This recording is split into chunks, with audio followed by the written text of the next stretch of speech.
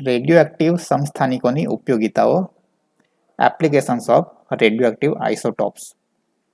હવે અહીં શબ્દ છે સમસ્થાનિક. ઇંગ્લિશમાં કહીએ તો એને આઇસોટોપ્સ કહેવાય છે. તો સમસ્થાનિક એટલે શું? ધારો કે આપણે હાઇડ્રોજન લઈએ તો હાઇડ્રોજનના કેન્દ્રમાં એક પ્રોટોન હોય તો એને આપણે સિમ્બોલ H તરીકે બતાવીએ છીએ અને એક જ પ્રોટોન હોય એટલે એનું દળ થાય છે 1. તો પરમાણુ ભાર આનો થશે ફક્ત એક જ, પરમાણુ ક્રમાંક પણ એક છે, પરમાણુ ભાર પણ એક છે. હવે ડ્યુટેરિયમની વાત કરીએ તો એમાં કેન્દ્રમાં એક પ્રોટોન હશે, એક ન્યુટ્રોન, એટલે કે એનું જે દળ છે તો પ્રોટોનનું દળ અને ન્યુટ્રોનનું દળ, બે દળ ભેગા મળે એટલે એ 2 થશે. તો એનો પરમાણુ ભાર થશે 2. તો 1H2 લખ્યું છે એટલે કે આ જે છે હાઇડ્રોજનનો સમસ્થાનિક છે એને ડ્યુટેરિયમ કહેવાય. એને સિમ્બોલ તરીકે આપણે D તરીકે લખીએ છીએ ડ્યુટેરિયમનું. પણ એ સમસ્થાનિક છે. પરમાણુ ક્રમાંક તો બંનેનો સરખો જ છે પણ પરમાણુ ભાર અલગ અલગ છે. તો એવા જે તત્વો છે કે જેમનો પરમાણુ ક્રમાંક એક જ હોય, સરખો જ હોય, એટલે કે જેમના કેન્દ્રમાં પ્રોટોનની સંખ્યા સરખી હોવી જોઈએ. તમારે યાદ રાખવાનું છે કે પ્રોટોનની સંખ્યા સરખી હોય અને ન્યુટ્રોનની સંખ્યા અલગ અલગ હોય તેમને સમસ્થાનિક કહેવાય છે. હવે ટ્રિટિયમની વાત કરીએ તો ટ્રિટિયમમાં એક પ્રોટોન હોય છે, બે ન્યુટ્રોન, એટલે કે પ્રોટોન વત્તા બે ન્યુટ્રોન તો ટોટલ 3 થશે પરમાણુ ભાર એનો. તો એનો સિમ્બોલ આપણે T તરીકે લખીએ છીએ. તો એ પણ હાઇડ્રોજનનો સમસ્થાનિક છે. તો એ જ પ્રમાણે ઓક્સિજનની વાત કરીએ તો ઓક્સિજનના પણ સમસ્થાનિકો છે, ઓક્સિજન 16 અને ઓક્સિજન 18. રાઈટ, એ રીતે મોટાભાગના ઘણા તત્વોના આવા સમસ્થાનિકો મળે છે. તો અહીં આપણે કયા સમસ્થાનિકની વાત કરવાના છે? રેડિયોએક્ટિવ આઇસોટોપ્સ. તો રેડિયોએક્ટિવ સમસ્થાનિકો. હવે હાઇડ્રોજનના બે સમસ્થાનિકો આપણે જોયા, ડ્યુટેરિયમ અને ટ્રિટિયમ. પણ રેડિયોએક્ટિવ હોવા જોઈએ, ના હોય તો એનો આપણે ઉપયોગિતા અહીં ચર્ચવાની નથી, એની કોઈ ચર્ચા કરવાની નથી. આપણે એવા સમસ્થાનિકોની ઉપયોગિતા ચર્ચવાની છે કે જે કેવા હોવા જોઈએ? રેડિયો એક્ટિવ હોવા જોઈએ. હવે રેડિયો એક્ટિવ એટલે શું એ આપણે લાસ્ટ સેમેસ્ટરમાં ભણી ગયા છે કે એવું તત્વ કે જેનું પરમાણુનું કેન્દ્ર કેવું હોય? અસ્થાયી હોય. શા કારણે અસ્થાયી હોય? તો એમાં પ્રોટોન અને ન્યુટ્રોનનો જે રેશિયો છે એ જળવાતો ના હોય. બરાબર છે. અથવા તો અમુક જે ભારે તત્વો છે કે જેના કેન્દ્રમાં પ્રોટોન અને ન્યુટ્રોનની સંખ્યા એટલી બધી વધી જાય છે કે એને કારણે કેન્દ્ર એનું અસ્થાયી થઈ જાય છે. તો ભારે તત્વોમાં તો કેન્દ્ર અસ્થાયી થાય છે એનું કારણ છે કે પ્રોટોન અને ન્યુટ્રોનની સંખ્યા કેન્દ્રમાં ઘણી બધી વધારે છે એટલે અસ્થાયી થાય છે. પણ કેટલાક જે હલકા તત્વો છે કે જેના પરમાણુના કેન્દ્રમાં પ્રોટોન અને ન્યુટ્રોનની સંખ્યા ઓછી છે છતાં પણ એનું કેન્દ્ર કેવું હોય છે? અસ્થાયી હોય છે. તો એનું કારણ શું હોય છે કે પ્રોટોન અને ન્યુટ્રોનનો જે ગુણોત્તર છે, સંખ્યાનો ગુણોત્તર, એ યોગ્ય ના હોય. તો એના કારણે પણ એ કેન્દ્ર અસ્થાયી થઈ જાય. અને અસ્થાયી કેન્દ્ર શું કરે? સ્થાયી થવાનો પ્રયત્ન કરે. તો સ્થાયી કેવી રીતે થાય? તો એ કેન્દ્રમાંથી આલ્ફા, બીટા અને ગેમા રેઝનું ઉત્સર્જન કરીને સ્થાયી થવાનો પ્રયત્ન કરે. આલ્ફા એટલે કે 2He4, મતલબ કે 2 પ્રોટોન અને 2 ન્યુટ્રોન નો આખો જે સમૂહ છે એ કેન્દ્રમાંથી છૂટો પડી જાય તો એને આપણે કહીએ છીએ આલ્ફા પાર્ટિકલનું ઉત્સર્જન. તો અહીં આપણે રેડિયોએક્ટિવ સમસ્થાનિકો જે છે, સમસ્થાનિકો એટલે કે આઇસોટોપ્સ, એની ઉપયોગિતાઓ આપણે ચર્ચવાની છે. એમાં ફર્સ્ટ છે, હવે આજે ફર્સ્ટ ટોપિક છે રેડિયોએક્ટિવ સમસ્થાનિકોની મેડિસિન એટલે કે ઔષધિઓમાં ઉપયોગિતા. અને બીજો ટોપિક છે કૃષિ ક્ષેત્રે રેડિયોએક્ટિવ સમસ્થાનિકોની ઉપયોગિતા. તો બંને ક્ષેત્રે જે ઉપયોગિતા છે, મેડિસિનલ ક્ષેત્રે અને કૃષિ ક્ષેત્રે, એ આ જે ક્વેશ્ચન છે દરેક એક્ઝામની અંદર પૂછાય જ છે. દરેક એક્ઝામમાં ક્વેશ્ચન આવે જ છે. તો આ ઇમ્પોર્ટન્ટ ક્વેશ્ચન છે કે રેડિયોએક્ટિવ સમસ્થાનિકોની ઉપયોગિતા ક્યાં ક્યાં? એક તો મેડિસિનલમાં એટલે કે ઔષધિ તરીકે, અને સેકન્ડ છે ખેતીની અંદર. તો બંને આપણે વારાફરતી જોઈશું. તો 5 માર્કની અંદર ક્વેશ્ચન આવે છે. ક્વેશ્ચન એમ તો આન્સર એનો ઘણો બધો મોટો થઈ જાય છે, બરાબર છે, આટલા સુધી થશે. પણ આપણે દરેકમાં જે મેઇન પોઈન્ટ્સ છે એ આપણે કવર કરી લેવાના છે. તો ફર્સ્ટ આપણે લઈએ રેડિયો એક્ટિવ સમસ્થાનિકોની ઔષધિઓ તરીકે એની ઉપયોગિતા કઈ છે, મેડિસિનમાં એમની એપ્લિકેશન્સ કઈ છે. તો એમાં ફર્સ્ટ આપણે લઈએ કે હવે આપણે 1 by 1 જે લેવાના છે એ અલગ અલગ જે સમસ્થાનિકો છે રેડિયો એક્ટિવ એના આપણે ઉપયોગી લઈશું, અને છેલ્લે આપણે જે એવા સમસ્થાનિકો કે જેના એક એક જગ્યાએ જ ઉપયોગ થતો હોય, બહુ ઓછી જગ્યાએ ઉપયોગ થતો હોય, એ આપણે કમ્બાઇનલી લઈ લઈશું. તો પેલું છે રેડિયો સોડિયમ. રેડિયો મતલબ કે રેડિયો એક્ટિવ અને સોડિયમ. તો સોડિયમનો સમસ્થાનિક છે Na24. હવે સોડિયમ 24 મતલબ કે એના પરમાણુ ભાર છે. તો સોડિયમનો આ જે સમસ્થાનિક છે એનું કેન્દ્રની અંદર ફક્ત 24 પ્રોટોન વત્તા ન્યુટ્રોનની સંખ્યા કેટલી હશે? 24 જ હશે. એટલે કે ભારે તત્વ નથી, એનું કેન્દ્ર ભારે નથી, છતાં પણ એ કેવું છે? રેડિયો એક્ટિવ છે. શા કારણે? તો એના કેન્દ્રમાં પ્રોટોન અને ન્યુટ્રોનની સંખ્યાનો જે ગુણોત્તર છે એ બરાબર નથી. એ વધારે હોય કે ઓછો હોય તો એનું કેન્દ્ર કેવું થઈ જાય? અસ્થાયી થઈ જાય. અને એની ચર્ચા આપણે લાસ્ટ સેમેસ્ટરની અંદર કરેલી હતી. તો એને કારણે ન્યુટ્રોન વત્તા પ્રોટોનનો જે ગુણોત્તર છે, ન્યુટ્રોન પ્રોટોનનો ગુણોત્તર એ બરાબર ના હોય તો કેન્દ્ર અસ્થાયી થાય અને એને કારણે રેડિયો એક્ટિવ બની જાય છે. તો રેડિયો એક્ટિવ સોડિયમ જે છે Na24 એની આપણે ઉપયોગિતા જોવાની છે મેડિસિન તરીકે. તો શરીરમાં એનો પહેલો ઉપયોગ છે, શરીરમાં લોહીનું પરિભ્રમણ અવરોધાતું હોય તેનું નિદાન Na24ના ઉપયોગથી થઈ શકે છે. એટલે આખા બોડીમાં લોહીનું પરિભ્રમણ દરેક જગ્યાએ હોવું જોઈએ તો જ બધા અંગો કામ કરે. હવે જો કોઈ જગ્યાએ લોહીનું પરિભ્રમણ અવરોધાતું હોય તો એક્ઝેક્ટ કઈ જગ્યાએ લોહી પહોંચતું નથી એ ડિટેક્ટ કરવા માટે સોડિયમ 24 જે રેડિયો એક્ટિવ એલિમેન્ટ છે, આઇસોટોપ્સ છે, એનો ઉપયોગ થાય છે. એ જ પ્રમાણે બીજું પણ એક તત્વ છે જેનો ઉપયોગ પણ સેમ આના માટે જ થાય છે. શરીરમાં લોહીનું પરિભ્રમણ ક્યાં અવરોધાતું છે એનું નિદાન કરવા માટે એનો ઉપયોગ થાય છે. તો એ આપણે આગળ જોઈશું. લગભગ ઓક્સિજન 18 છે, સોરી ઓક્સિજન 15 છે. ઓક્સિજન 15 લોહીના પરિભ્રમણમાં અવરોધ જાણવા માટેનો યુઝ થાય છે. તો આ બંને જે તત્વો છે એનો ઉપયોગ શરીરમાં લોહીનું પરિભ્રમણ અવરોધાતું હોય એના માટે થાય છે. તો અહીં આપણે ફક્ત સોડિયમની વાત કરવાના છે, ઓક્સિજનનું આગળ આપણે જોઈશું. તો સેકન્ડ જે એનો ઉપયોગ છે રેડિયો સોડિયમ મતલબ કે રેડિયો એક્ટિવ સોડિયમ એટલે કે Na24 વાપરીને પાંડુરોગના દર્દીમાં અથવા અકસ્માતમાં રક્તસ્રાવ થયેલા માણસમાં લોહીનો જથ્થો એટલે કે એનું કદ આઇસોટોપિક મંદનની રીત દ્વારા નક્કી થઈ શકે છે. હવે આઇસોટોપિક મંદન એટલે કે તમારે અહીં આઇસોટોપ યુઝ કરવાનું છે Na24. તો જ્યારે અકસ્માત થાય ત્યારે વધારે પડતું લોહી વહી ગયું હોય તો એનો જે જથ્થો છે માણસની અંદર કે કેટલો જથ્થો છે એ તમે આઇસોટોપિક મંદનની રીત દ્વારા નક્કી કરી શકો છો. ત્યાર પછી જખમી રોગીના લોહીમાં Na24 ધરાવતું મીઠાનું દ્રાવણ એટલે કે NaClનું દ્રાવણ દાખલ કરીને જખમ એટલે કે ઘા આગળ લોહી પહોંચે છે કે નથી તે નક્કી કરી શકાય છે.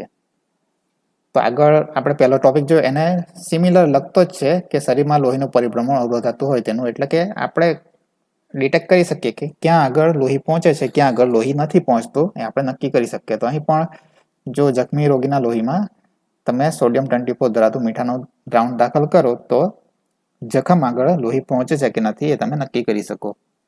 ત્યાર પછી હૃદયના ધબકારાની નિયમિતતા જાણવા માટે પણ સોડિયમ 24 અથવા આયોડિન 131 ઉપયોગી છે. તો આટલા 4 ઉપયોગો છે રેડિયો એક્ટિવ સોડિયમના એટલે કે Na24ના. બીજો રેડિયો એક્ટિવ આઇસોટોપ છે ફોસ્ફરસ 32 એટલે આપણે કહી શકીએ ને રેડિયો ફોસ્ફરસ. તો એના ફર્સ્ટ આપણે યુઝ જોઈએ. સામાન્ય કોષો કરતાં અનિયમિત ઝડપી વૃદ્ધિ પામતા કોષોમાં ફોસ્ફરસ વધુ પ્રમાણમાં ભેગો થતો હોવાથી કેટલાક પ્રકારના કેન્સર અને પ્રાણઘાતક વૃદ્ધિ પામતા કોષનું સ્થાન ફોસ્ફરસ 32ના ઉપયોગથી જાણી શકાય છે. હવે સામાન્ય કોષોનું જે વૃદ્ધિ હોય છે એ સામાન્ય હોય છે, જ્યારે જે કેન્સરના જે કોષો હોય છે એ કેવા હોય છે, ખૂબ ઝડપી વૃદ્ધિ પામે છે, એટલે કે મલ્ટિપ્લિકેશન એનું ઘણું ઝડપી થાય છે. તો એક કોષમાંથી બે કોષમાં, બેમાંથી ચારમાં એ જે એનું મલ્ટિપ્લિકેશન છે ઘણું ફાસ્ટ થતું હોય છે. તો એ જે કેન્સરના કોષો છે એ મલ્ટીપ્લાય થવા માટે જે રો મટીરિયલ છે એ પણ વધારે પ્રમાણમાં કન્ઝ્યુમ કરે છે, અને એના માટે જે ફોસ્ફરસ હોય છે, ફોસ્ફરસ પણ વધુ પ્રમાણમાં એ યુઝ કરે છે. માટે જો આપણે P32નો ઉપયોગ કરીએ, ફોસ્ફરસ 30નો ઉપયોગ કરીએ, તો એટલે કે રેડિયો ફોસ્ફરસનો ઉપયોગ કરીએ, તો એ જે કેન્સરના સેલ હશે, કેન્સરના કોષો હશે, એ ફોસ્ફરસ 32નો વધારે પ્રમાણમાં ઉપયોગ કરશે, અને એના કારણે આપણે એ ડિટેક્ટ કરી શકીએ કે શરીરમાં ક્યાં આગળ ફોસ્ફરસ 32નું પ્રમાણ વધારે છે. જો કોઈ કેન્સરની ગાંઠ હોય તો તેમાં ફોસ્ફરસ 32નું પ્રમાણ વધારે પ્રમાણમાં જણાઈ આવશે.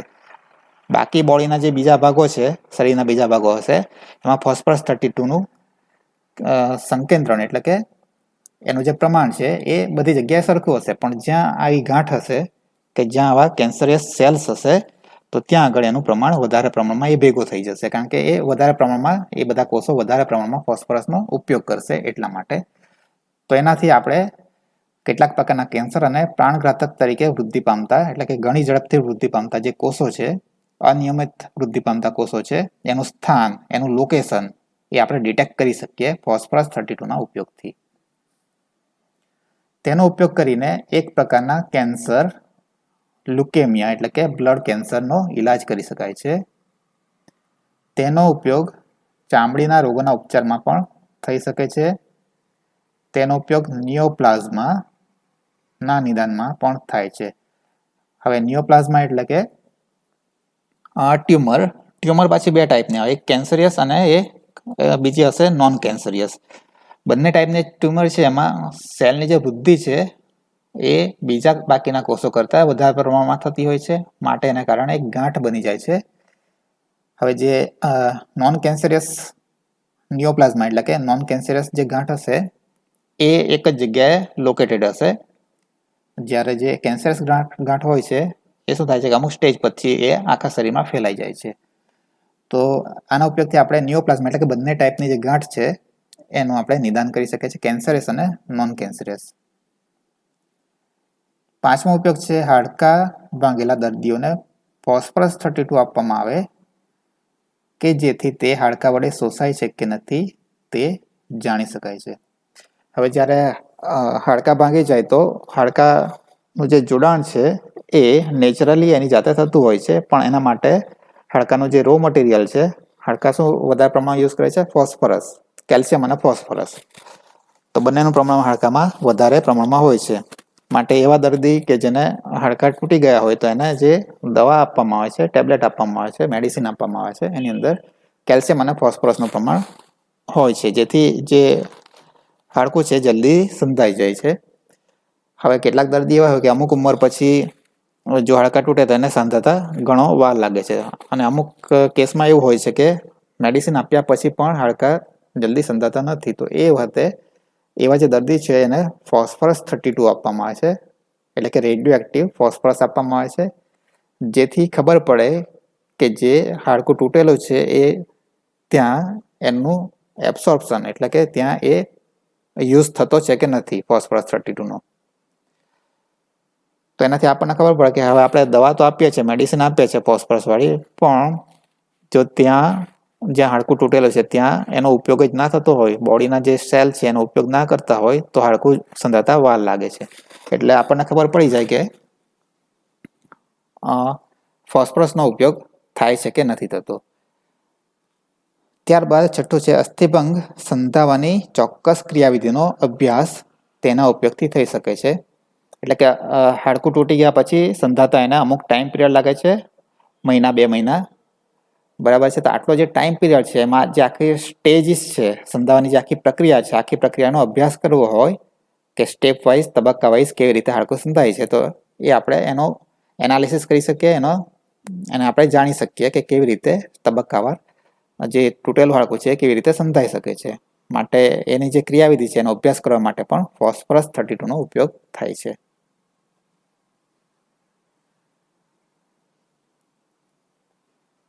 ત્યારબાદ છે રેડિયો આયોડિન એટલે કે રેડિયો એક્ટિવ આયોડિન. એ જે આઇસોટોપ છે એ છે આયોડિન 131. હવે આયોડિનનું નામ આવે એટલે આપણને ખ્યાલ જ આવી જાય છે કે આયોડિન ક્યાં જોવા મળે છે? થાઇરોઇડ ગ્રંથિમાં. તો થાઇરોઇડ ગ્રંથિનું કાર્ય મુખ્યત્વે આયોડિન વડે થાય છે. વધુ ક્રિયાશીલ થાઇરોઇડમાં વધુ આયોડિન હોય છે. હવે આ જે આયોડિન છે એનું ઓછું પ્રમાણ હોય તો આપણને ખબર છે કે ગોઈટરનો રોગ થાય છે, પણ વધુ પ્રમાણ હોય તો એ પણ હાનિકારક જ છે. એનું જે પ્રમાણ છે થાઇરોઇડ ગ્રંથિમાં એ મેન્ટેન રહેવું જોઈએ. વધુ પ્રમાણ વધી જાય તો પણ હાનિકારક છે, પ્રમાણ ઓછું થાય તો પણ એ હાનિકારક છે. તો જો થાઇરોઇડની અંદર આયોડિનનું પ્રમાણ વધી જાય તો એને કહેવાય છે હાઇપર થાઇરોઇડિઝમ. અને જો પ્રમાણ ઘટી જાય, થાઇરોઇડની અંદર આયોડિનનું પ્રમાણ ઘટી જાય તો એને કહેવાય છે હાઇપોથાઇરોઇડિઝમ. તો બે શબ્દ છે, હાઇપર. હાઇપર મતલબ કે વધારે ને હાઇપો. હાઇપો મતલબ કે ઓછું. તો થાઇરોઇડ ગ્રંથિમાં જે આયોડિનનું ચોક્કસ પ્રમાણ હોવું જોઈએ એનાથી પ્રમાણ વધી જાય તો જે રોગ થાય એને કહેવાય છે હાઇપરથાઇરોઇડિઝમ. અને જો પ્રમાણ ઘટી જાય તો એને કહેવાય છે હાઇપોથાઇરોઇડિઝમ. હાઇપરથાઇરોઇડિઝમ અને હાઇપોથાઇરોઇડિઝમ આ જે બંને પરિસ્થિતિ છે એ રોગ પ્રેરક છે અને દર્દી ગંભીર વિકટ પરિસ્થિતિમાંથી પસાર થાય છે. થાઇરોઇડની સ્થિતિ જાણવા માટે સોડિયમ આયોડાઇડના રૂપમાં, હવે આખી પ્રોસેસ આપેલી છે તમને કે તમારે શું યુઝ કરવાનું છે. સોડિયમ આયોડાઇડ તમને આપવામાં આવે ના રૂપમાં 10 માઇક્રોક્યુરી આયોડિન 131. હવે જે NaI આપવામાં આવ્યું છે સોડિયમ આયોડાઇડ એમાં આયોડિન 131નું પ્રમાણ પણ હશે 10 માઇક્રોક્યુરી. એ રેડિયો એક્ટિવ આઇસોટોપ છે. એને 1 કપ નારંગીના રસમાં દર્દીને આપવામાં આવે છે. સેકન્ડ એનો યુઝ છે તે મગજની ગાંઠની પરખ માટે અને તેનું સ્થાન નક્કી કરવા માટે પણ ઉપયોગી છે.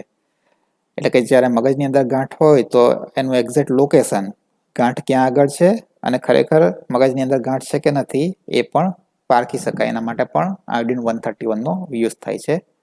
મગજમાં ગાંઠનું સ્થાન નક્કી કરવા માટે આયોડિન 131 સાથે થોડોક કાર્બનિક રંગક એટલે કે ફ્લોરોસન્સ, તો આ ઓર્ગેનિક મોલિક્યુલ હશે, કાર્બનિક રંગક હશે.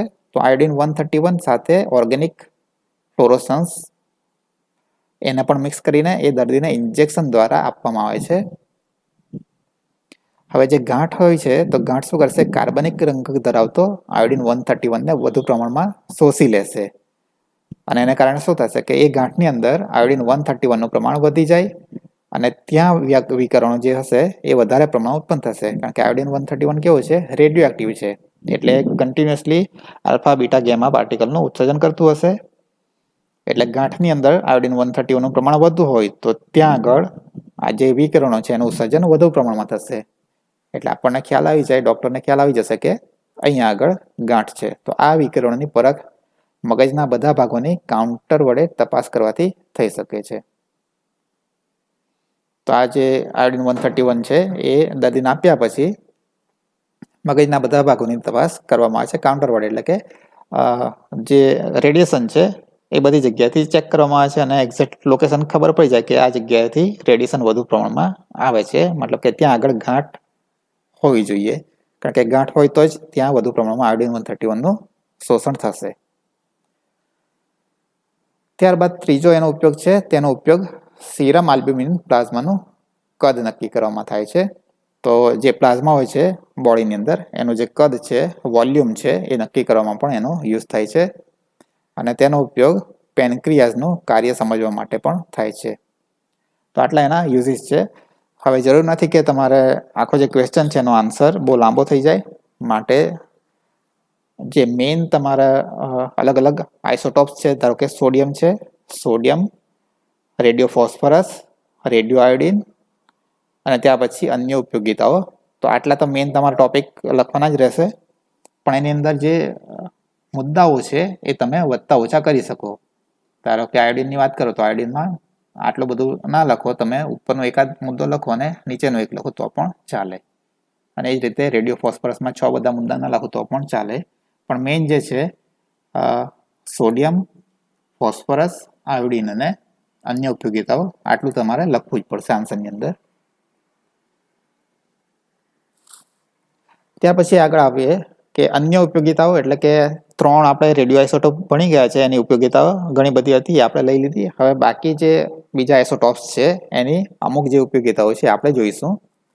તો ફર્સ્ટ છે રેડિયો એક્ટિવ કોબાલ્ટ 60 નો ઉપયોગ રેડિયમની જગ્યાએ કેન્સરના ઉપચારમાં થાય છે.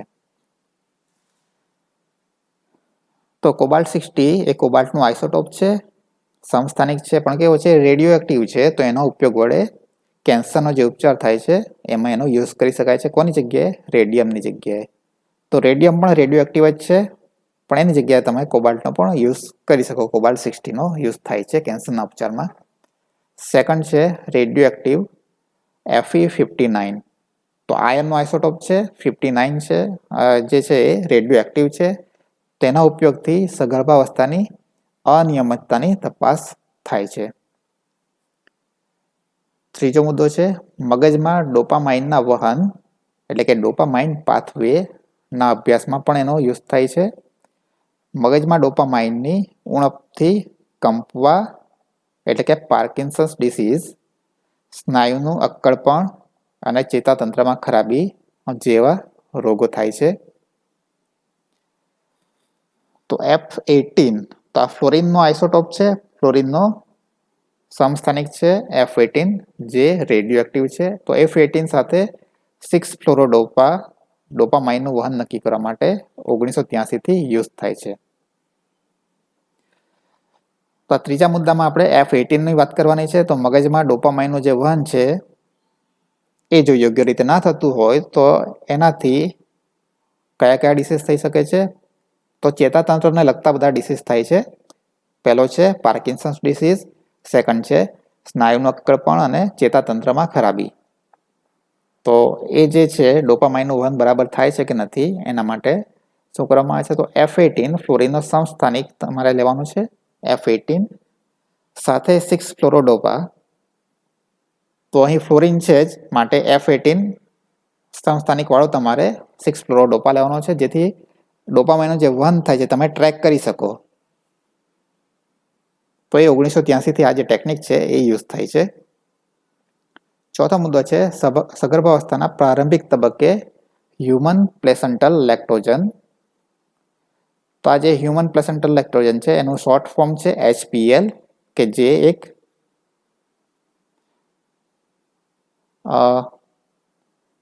એન્ઝાઇમ છે. તો એ ઉત્પન્ન થાય છે. હવે એ જે એન્ઝાઇમ છે વધારે પ્રમાણમાં ઉત્પન્ન થાય, ઓછા પ્રમાણમાં, કે એનું જે ક્વોન્ટિટી છે બરાબર છે, સફિશિયન્ટ છે, એનું જે પરિમાપન કરવાનું છે એના માટે એનો યુઝ થાય છે આ ટેકનિકનો. એની અંદર રેડિયો ઇમ્યુનો એસે યુઝ થાય છે, આ ટેકનિક યુઝ થાય છે. આ નામ તમારે યાદ રાખવું પડશે, રેડિયો ઇમ્યુનો એસે.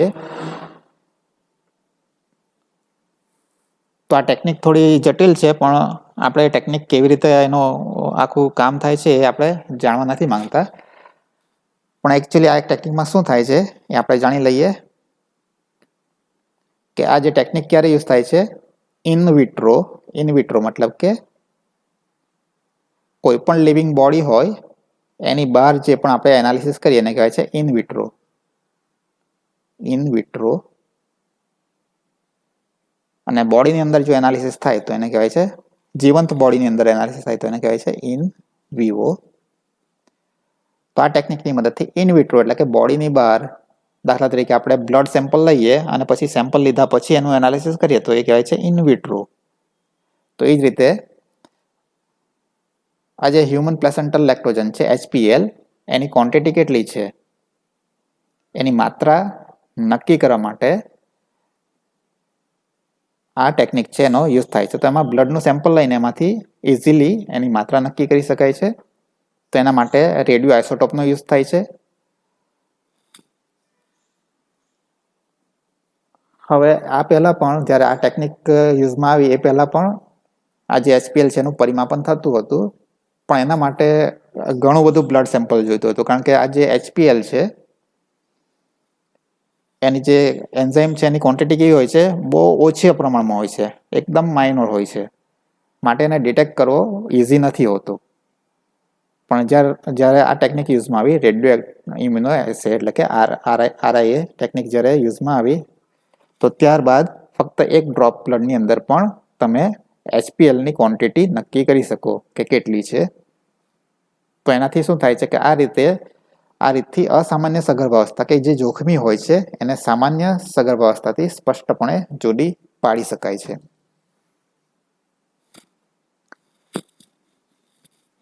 આ ઉપરાંત ઘણા રેડિયો સમસ્થાનિકોનો ઔષધિક ક્ષેત્રે પણ ઉપયોગ શોધી શકાયો છે. દાખલા તરીકે મોલિબ્ડેનમ 99 એક ગાંઠના પરીક્ષણમાં, ગેલિયમ 67 એ અસ્થિ મજ્જાના પરીક્ષણમાં, સોડિયમ 22 એને વિદ્યુત વિભાજ્યોના જઠરાંત્ર દ્વારા અવશોષણના અભ્યાસમાં, એટલે કે સોડિયમનું એબ્સોર્બન્સ થાય છે કે બરાબર થાય છે કે નથી થતું, તો એના માટે તમે આ Na22નો યુઝ કરી શકો, જેનાથી જે અવશોષણ છે કેવી રીતે થાય છે, કેટલું થાય છે, તમે એનો અભ્યાસ કરી શકો. ઓક્સિજન 15 એ આગળ પણ આપણે જોઈ ગયા, લોહીના પરિભ્રમણમાં અવરોધ ક્યાં છે તમે જાણી શકો. ટેકનેશિયમ 99 અને આયોડિન 131 એ બંનેનો યુઝ યકૃત, બરોળ અને મૂત્રપિંડની તપાસમાં, અને સ્ટ્રોન્ઝિયમ 85 એનો ઉપયોગ થાય છે કંકાલ તંત્રના પરીક્ષણમાં, એનો ઉપયોગ થાય છે.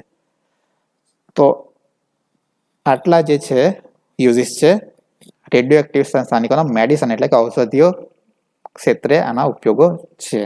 એ સિવાય પણ ઘણા બધા છે, પણ તમારા સિલેબસમાં આટલા આપ્યા છે એટલે આપણે એની જ ચર્ચા કરી. હવે સેકન્ડ છે કૃષિ ક્ષેત્રે. તો કૃષિ ક્ષેત્રે પણ રેડિયો એક્ટિવ સ્થાનિકો ઘણા બધા ઉપયોગી છે, તો આપણે એની ચર્ચા કરીશું. ફર્સ્ટ જે છે એ આપણે લઈશું કેલ્શિયમ 45. કેલ્શિયમ 45નો ઉપયોગથી એસિડિક જમીનમાં બંને કેલ્શિયમ ઓક્સાઇડ અને કેલ્શિયમ કાર્બોનેટ માનું જે કેલ્શિયમ છે છોડ દ્વારા સમાન પ્રમાણમાં શોષાય છે, અને કેલ્શિયમ સલ્ફેટમાંનું કેલ્શિયમ ઓછા પ્રમાણમાં શોષાય છે તે જાણી શકાય છે. હવે કેલ્શિયમના જે સોર્સિસ છે જમીનની અંદર, કેલ્શિયમ ઓક્સાઇડ તરીકે પણ હોય છે, કેલ્શિયમ કાર્બોનેટ તરીકે પણ હોય છે, કેલ્શિયમ સલ્ફેટ તરીકે પણ હોય છે. તો આ જે ત્રણ અલગ અલગ વસ્તુઓ છે એમાંથી કયું કેલ્શિયમ પ્લાન્ટ ઇઝીલી શોષી શકે અને કયું કેલ્શિયમ કયા સ્વરૂપમાં કેલ્શિયમનું શોષણ કરી શકતો નથી, તો એ પણ તમે જાણી શકો. તો અહીં શું કીધું, કેલ્શિયમ ઓક્સાઇડ અને કેલ્શિયમ કાર્બોનેટમાંનું કેલ્શિયમ જે છે એ છોડ દ્વારા સરખા પ્રમાણમાં શોષાય છે, એટલે કે કેલ્શિયમ ઓક્સાઇડ જેટલું શોષે છે એટલું જ કેલ્શિયમ કાર્બોનેટ હોય તો પણ ચાલે, બેમાંથી કોઈ પણ લો તો પણ ચાલે, બંને લો તો પણ ચાલે. પણ જો કેલ્શિયમ સલ્ફેટ લો તો કેલ્શિયમ સલ્ફેટમાંનું કેલ્શિયમ ઓછા પ્રમાણમાં શોષે છે. સેકન્ડ છે ફોસ્ફરસ 32ના ઉપયોગથી જુદા જુદા ફોસ્ફરસ યુક્ત ખાતરોની ઉપયોગિતા તથા કયા પાકને કયા સમયે કેટલું ખાતર જોઈએ તે નક્કી કરી શકાય છે. હવે એના કેટલાક એક્ઝામ્પલ આપેલા છે કે વાવણી સમયે ફોસ્ફરસ યુક્ત ખાતર વાપરવાથી વધુમાં વધુ લાભ મેળવી શકાય છે. એટલે કે જ્યારે છોડ નાનો હોય છે ત્યારે ફોસ્ફરસ યુક્ત ખાતર તમે યુઝ કરો તો એ બેનિફિશિયલ છે, એનાથી છોડને ફાયદો થાય છે. મકાઈ ઉગ્યા પછી તે થોડા દિવસો માટે ફોસ્ફરસનો ઉપયોગ કરે છે. પાક મોટો થયા પછી આ ખાતર કામમાં આવતું નથી. એટલે કે જ્યારે મકાઈની વાવણી કરો ત્યારે તમે સ્ટાર્ટિંગમાં જ્યારે છોડ નાનો હોય ત્યારે ફોસ્ફરસ યુક્ત ખાતર વાપરો તો એનો તમને બેનિફિટ મળે, તો છોડ એ ફોસ્ફરસનો યુઝ કરશે. પણ પછી મકાઈનો છોડ મોટો થઈ ગયા પછી તમે ફોસ્ફરસ યુક્ત ખાતર નાખશો તો એ તમારા માટે નકામું છે, છોડ એનો ઉપયોગ કરશે જ નહીં. ત્યાર પછી બટાકાનો પાક ફોસ્ફરસનો ઉપયોગ કરે છે, તો જ્યારે બટાકાનો પાક કરો ત્યારે તમારે ફોસ્ફરસવાળા ખાતરનો ઉપયોગ કરી શકો, તો એનાથી તમને બેનિફિટ થશે. પણ તમાકુનો જો પાક હોય ને તમાકુના પાકમાં જો ફોસ્ફરસનો તમે ઉપયોગ કરો તો એ કોઈ ઉપયોગી નથી, કારણ કે તમાકુનો જે પાક છે ફોસ્ફરસનો યુઝ કરતો નથી. તો આ બાબતો P32ના ઉપયોગથી જાણી શકાય છે. તો આ જે સ્ટડી કરી છે એ સ્ટડી કેવી રીતે ખબર પડે? તો ફોસ્ફરસનો જે આઇસોટોપ છે સમસ્થાનિક છે રેડિયોએક્ટિવ, એનો યુઝ કરો. ખાતર તરીકે આપણે ફોસ્ફરસ આપીએ છીએ, તો ફોસ્ફરસમાં આપણે સમસ્થાનિક તરીકે આનો ઉપયોગ કરવાનો હોય. તો આ સાયન્ટિસ્ટો જ્યારે સ્ટડી કરી ત્યારે આ રીતે સ્ટડી કરી છે કે ફોસ્ફરસ 32 એટલે કે આઇસોટોપ લીધો છે, રેડિયોએક્ટિવ આઇસોટોપ. એનું જે ખાતર છે એની અંદર રેડિયોએક્ટિવ આઇસોટોપ હતો, અને પછી જમીનમાં નાખ્યા પછી ખબર પડી જો છોડ દ્વારા એ શોષાતો હોય તો ફોસ્ફરસ 32 પણ છોડની અંદર જશે, અને એનું જે ડિટેક્શન છે એ ઇઝીલી કરી શકીએ, કારણ કે ફોસ્ફરસ 32 કેવો છે? રેડિયોએક્ટિવ છે. એ આલ્ફા બીટા ગેમા રેઝનું ઉત્સર્જન કરે છે, તો એ આપણે ડિટેક્ટ કરી શકીએ. એટલે કે જે છોડ ફોસ્ફરસ 32નું શોષણ કરશે તો એ છોડની અંદર આપણે ડિટેક્ટ કરી શકીએ. એના પરથી આપણને ખબર પડે કે જો ફોસ્ફરસ 32 છોડમાં ડિટેક્ટ થાય છે સારી ક્વોન્ટિટીમાં, તો એનો મતલબ કે છોડ એનું શોષણ કરે છે. પણ જો એ ડિટેક્ટ ના થતો હોય, ખાતર નાખ્યા પછી પણ ડિટેક્ટ ના થતો હોય, તો એનો મતલબ એ થયો કે છોડ એનું શોષણ કરતો નથી, છોડ માટે એ જરૂરી નથી. ત્રીજો મુદ્દો છે વિકિરણોનો ઉપયોગ કરીને જનીનિક ફેરફાર દ્વારા પસંદગી વાળા અને જરૂરી લાક્ષણિકતાવાળા છોડ કે પાક ઉગાડી શકાય છે. તો વિકિરણોનો ઉપયોગથી આપણે મ્યુટેશન કરી શકીએ. જનીનિક ફેરફાર એટલે કે મ્યુટેશન. તો મ્યુટેશન થયા પછી એની જે લાક્ષણિકતા છે, એના જે ગુણધર્મો છે એ બદલાઈ જાય છે. હવે ગુણધર્મો સારા પણ હોઈ શકે કે ખરાબ પણ હોઈ શકે. તો ઘણી વખત સારા ગુણધર્મો પણ આપણને મળી જાય. તો વિકિરણનો ઉપયોગથી મ્યુટેશન દ્વારા પસંદગીના અને જરૂરી લાક્ષણિકતાવાળા છોડ કે પાકને ઉગાડી શકાય છે. એટલે કે ઉપજનું પ્રમાણ આપણે વધારી શકીએ એવા પાક પણ આપણે કરી શકીએ, અથવા તો કોઈ એવી જગ્યા હોય કે જ્યાં પાણીનું પ્રમાણ ઓછું હોય તો ત્યાં ઓછા પાણીમાં પણ થઈ શકે પાક, એવા પણ પાક આપણે એ પસંદગીવાળા પાક આપણે બનાવી શકીએ. ચોથો મુદ્દો છે વિવિધ ખોરાકની ચીજો જેવી કે શાકભાજી, દૂધ, માખણ, ઈંડા, માંસ વગેરે અમુક સમય પછી બગડી જાય છે જો તેમને થોડા સમય માટે પણ કિરણોના સંપર્કમાં, કિરણો મતલબ કે યુવી, ગેમા રેઝ વગેરે કિરણોના સંપર્કમાં રાખવામાં આવે તો સ્વાદ, રંગ અને બાહ્ય દેખાવ બદલ્યા વગર પણ સૂક્ષ્મજીવો નાશ પામે છે અને તેના પરિણામે તેઓ લાંબો સમય માટે ટકી શકે છે. તો ખોરાકની જે પણ વિવિધ ચીજો હોય, શાકભાજી, દૂધ, માખણ, ઈંડા વગેરેમાં શું હોય છે? બેક્ટેરિયા કે એનું એ તો બધા હોય જ છે. માટે જો તમે એમને મૂકી રાખો એને, તો થોડા સમય પછી એ બધા બગડી જ જશે. પણ જો તમે એને યુવી લાઇટને ટ્રીટમેન્ટ આપો તો એને કારણે શું થાય છે કે યુવી લાઇટને કારણે બધા સૂક્ષ્મ જીવાણુઓ મૃત્યુ પામે. તો એના કારણે જે ખોરાક છે એ લાંબો સમય સુધી ટકી શકે છે. પાંચમો મુદ્દો છે કે રેડિયોએક્ટિવ કોબાલ્ટ ધરાવતા દ્રાવણમાં બીજને થોડા સમય માટે ડુબાડી રાખવામાં આવે અને ત્યાર પછી એની વાવણી કરવામાં આવે તો શેરડી, ઘઉં અને મકાઈ વગેરેનું ઉત્પાદન વધે છે. ક્લોરીન જે છે, ક્લોરીનનો આઇસોટોપ રેડિયો સમસ્થાનિક, એનો તમે ઉપયોગ કરો તો છોડની પ્રકાશ સંશ્લેષણની ક્રિયાવિધિ સમજવા એ ઉપયોગી છે. અને ગામા કિરણોના ઉપયોગથી બટાટાને ફણગા ફૂટતા અમુક મહિનાઓ સુધી અટકાવી શકાય છે. આ તો બધાને ખ્યાલ જ હશે કે બટાકાને આપણે મૂકી રાખીએ તો થોડા સમય પછી એમાંથી ફણગા ફૂટવાના ચાલુ થઈ જાય છે. તો એ જે ફણગા ફૂટવાના ચાલુ થઈ જાય છે 15-20 દિવસ પછી, તો એને અમુક મહિના સુધી આપણે અટકાવી રાખવું હોય તો જ્યાં સ્ટોરેજ થાય છે, તો સ્ટોરેજમાં આ પ્રોબ્લેમ આવે છે કે સ્ટોરેજ વખતે અમુક સમય પછી બગડી જાય છે, એનો યુઝ ના કરી શકીએ. તો એને ગેમા વિકિરણનું ટ્રીટમેન્ટ આપવામાં આવે છે. તો એનાથી શું થાય કે ફણગા ફૂટતા અમુક મહિના સુધી એ અટકી જશે. આ વિકિરણોની અસરથી ડુંગળી, બટાકા અને માંસને પ્રતિકૂળ અસર થયા સિવાય લાંબો સમય તાજા રાખી શકાય. તાજા મતલબ કે જેવા હતા એવા ને એવા રાખી શકાય, એ બગડશે નહીં.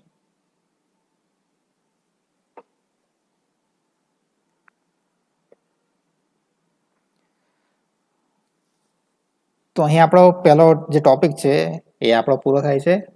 એમ તો 2 ટોપિક આપણે કવર કરી લીધા છે, પણ બંને સાથે પૂછાય છે એક્ઝામની અંદર. કે રેડિયોએક્ટિવ સમસ્થાનિકો છે એની ઉપયોગિતા મેડિસિન એટલે કે ઔષધીય ક્ષેત્રે અને કૃષિ ક્ષેત્રે બંને ક્ષેત્રે તમારે એના આન્સર લખવાના હોય છે.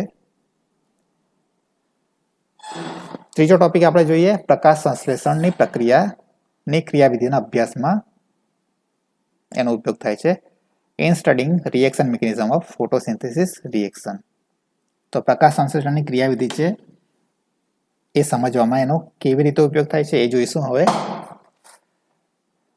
આખી જે ક્રિયાવિધિ છે આપણે સમજવાની નથી, પણ ક્રિયાવિધિમાં આપણે એટલું જ જોવાનું છે કે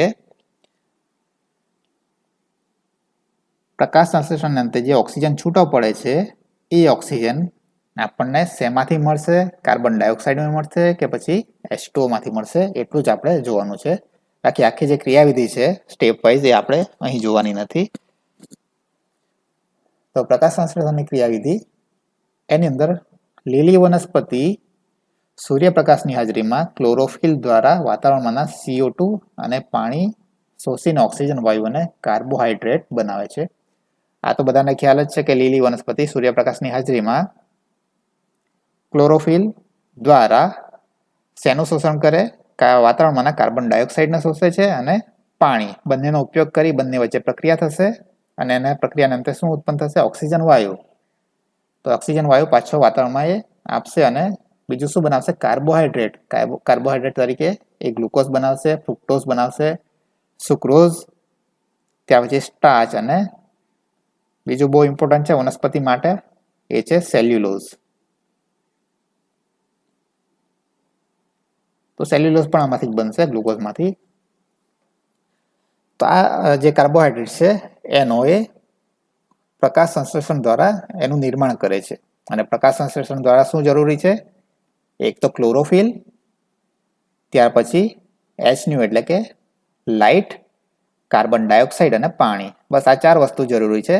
તો આ 4 વસ્તુથી એ પ્રકાશ સંશ્લેષણ થાય છે. અને પ્રકાશ સંશ્લેષણને અંતે એ શું બનાવશે? ઓક્સિજન અને કાર્બોહાઈડ્રેટ. તો આને આખી જે પ્રક્રિયા છે અહીં આપી છે. પ્રક્રિયા અમુક જગ્યાએ જોશો તો અલગ હશે, અહીં અલગ આપી છે. તો મોસ્ટ જે કોમન છે એ આ રીતની છે. 6CO2 એટલે કે 6 અણુ કાર્બન ડાયોક્સાઇડના યુઝ થાય છે પ્રક્રિયામાં, પ્લસ 6 અણુ H2O નો યુઝ થાય છે. એમની વચ્ચે પ્રક્રિયા થશે અને શું ઉત્પન્ન થશે? C6H12O6 એટલે કે ગ્લુકોઝ પ્લસ 6 ઓક્સિજન O2 એટલે કે ઓક્સિજનના 6 અણુ મુક્ત થશે.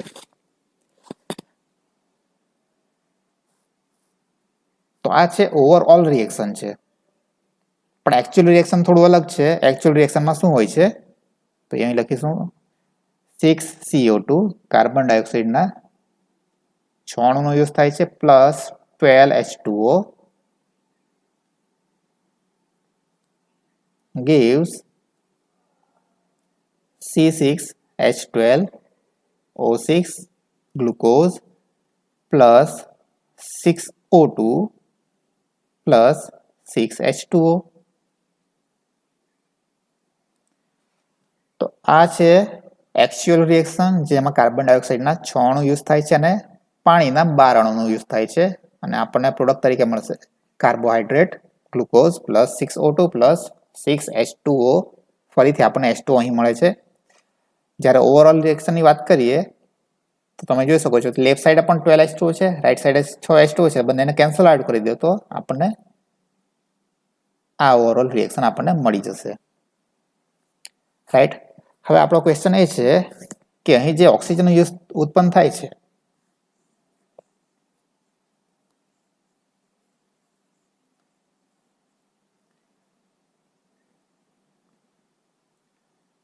આ જે ઓક્સિજન અહીં આપણને મળે છે પ્રકાશ સંશ્લેષણની ક્રિયાને અંતે, એ જે ઓક્સિજન છે એ કાર્બન ડાયોક્સાઇડમાંથી આવે છે કે પછી H2O માંથી આવે છે?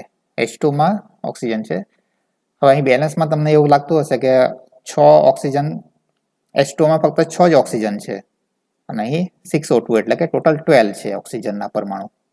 તો પોસિબલ જ નથી કે H2O માંથી ઓક્સિજન આવે. પણ આપણે આ ઓવરઓલ રિએક્શન લખ્યું છે. આપણે એકચ્યુઅલ રિએક્શન જોવું પડશે. 6CO2 plus 12H2O gives C6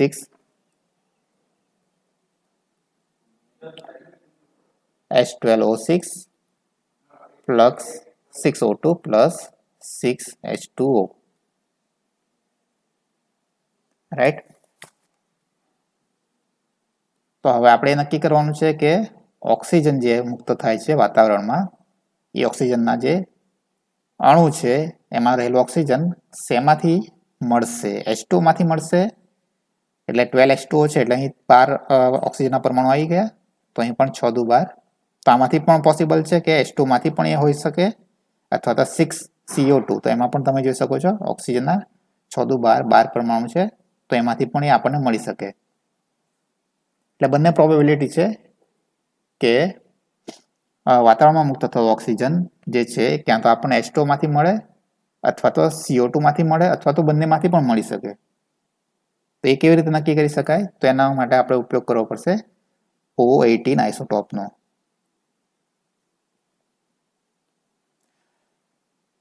તો પ્રકાશ સંશ્લેષણની ક્રિયા દરમિયાન મુક્ત થયેલો ઓક્સિજન વાયુ CO2 માંથી કે પછી H2O માંથી કે પછી બંનેમાંથી મળે છે, તે આપણે ઓક્સિજન 18 આઇસોટોપના ઉપયોગથી આપણે જાણી શકીએ છીએ. હવે એના ઉપયોગથી કેવી રીતે જાણી શકીએ નેક્સ્ટ પેજ ઉપર આપણે જોઈશું. તો પ્રથમ આપણે શું કરીશું કે પ્રથમ ઓક્સિજન 18 ધરાવતા કાર્બન ડાયોક્સાઇડ આપણે યુઝ કરવાનો છે. એટલે હવે સાદો કાર્બન ડાયોક્સાઇડ નહીં, પરંતુ ઓક્સિજન 18 ધરાવતો કાર્બન ડાયોક્સાઇડ, એટલે કે 6CO2 ઓક્સિજન 18 છે પ્લસ 6H2O, અથવા તમે 12H2O પણ લખી શકો અહીં તો પણ ચાલશે, 12H2O. તો ખરેખર આ લખો તો જ તમને ઇઝીલી ખ્યાલ આવશે. gives C6H12O6 plus 6O2 plus 6H2O. તો આપણે શું કર્યું છે, હવે આપણે CO2 લીધો છે O18 ધરાવતો લીધો છે, જ્યારે H2O કેવો છે? નોર્મલ છે. તો પ્લાન્ટને H2 આપવામાં આવ્યો, એ નોર્મલ H2 આપવામાં આવ્યો, જ્યારે કાર્બન ડાયોક્સાઇડ જે આપવામાં આવ્યો એ કેવો હશે? O18 વાળો કાર્બન ડાયોક્સાઇડ. તો પ્લાન્ટે એ ગ્રહણ કર્યો, અને જે પ્રકાશ સંશ્લેષણની ક્રિયા છે ફોટોસિન્થેસિસ છે એ થયા પછી એ શું મુક્ત કરશે? ઓક્સિજન વાયુ મુક્ત કરશે. તો ઓક્સિજન વાયુ મુક્ત થાય પછી એ ઓક્સિજન ડિટેક્ટ કરવાનો છે, એ ઓક્સિજન કેવો છે, એમાં ઓક્સિજનમાં O18 છે કે પછી O16 છે, આપણે ડિટેક્ટ કરવું પડશે. તો આ રીતે ઉત્પન્ન થયેલો જે ઓક્સિજન છે એ O18 ધરાવતો નથી. એટલે કે આપણે પ્લાન્ટને કાર્બન ડાયોક્સાઇડ આપ્યો એ O18 વાળો આપ્યો છે, અને પ્લાન્ટે ગ્રહણ કર્યા પછી જે ઓક્સિજન મુક્ત કર્યો છે એમાં O18 નથી, એ O18 ધરાવતો નથી. માટે આપણે કહી શકીએ કે ઓક્સિજનમાંનો જે ઓક્સિજન છે, O2 માંનો જે ઓક્સિજન છે કાર્બન ડાયોક્સાઇડમાંથી આવતો નથી.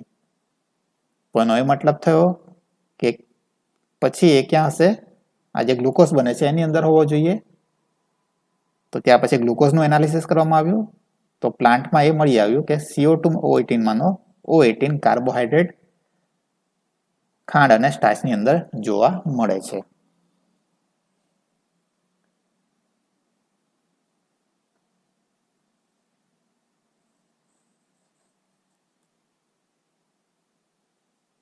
ત્યારબાદ શું કરવામાં આવ્યું કે હવે આપણે O18 ધરાવતા પાણીનો ઉપયોગ કરીશું.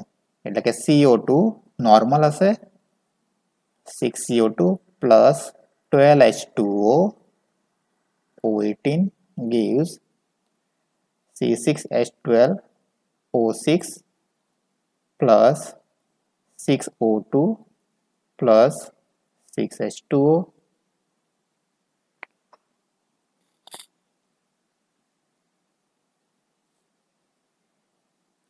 તો જ્યારે O18 ધરાવતા પાણી એટલે કે H2O18 ની કાર્બન ડાયોક્સાઇડ સાથે પ્રક્રિયા કરવામાં આવે છે. હવે આ જે પ્રક્રિયા કરવામાં આવે છે એનો મતલબ એ થાય કે ફોટોસિન્થેસિસ, મતલબ કે જે વનસ્પતિ છે એને તમારે પાણી જે આપવાનું છે O18 વાળું આપવાનું છે, જ્યારે કાર્બન ડાયોક્સાઇડ જે આપવાનો છે તમારે નોર્મલ આપવાનો છે. અને ત્યાં પછી ફોટોસિન્થેસિસના અંતે જે ઓક્સિજન મુક્ત કરે છે એ ઓક્સિજનનું તમારે એનાલિસિસ કરવાનું છે. તો એનાલિસિસ કરતાં માલુમ પડ્યું કે જે ઓક્સિજન મુક્ત થાય છે O18 વાળો જ છે. એનો મતલબ કે ઓક્સિજનના જે 12 પરમાણુ છે એ આપણને 12 મોલ H2O જે લીધા હતા એમાંથી મળ્યા છે. એટલે કે ખરેખર પ્રકાશ સંશ્લેષણની ક્રિયા દરમિયાન જે ઓક્સિજન મુક્ત થાય છે H2 માંથી આપણને ઓક્સિજન મળે છે, જ્યારે કાર્બન ડાયોક્સાઇડમાંનો જે ઓક્સિજન છે એ શેમાં જોવા મળશે આપણને? કાર્બોહાઈડ્રેટ્સમાં, એટલે કે ગ્લુકોઝ, ફ્રુક્ટોઝ કે સ્ટાર્ચની અંદર.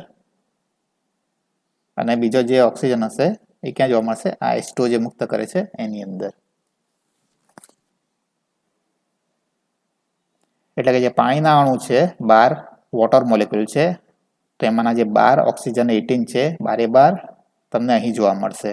એટલે એવું પણ નથી કે આ જે 12 H2O છે એમાંના 6 H2O ક્રિયામાં વપરાઈ જશે અને 6 H2O એમને એમ પાછા આપણને મળશે બીજી સાઈડ. એવું નથી.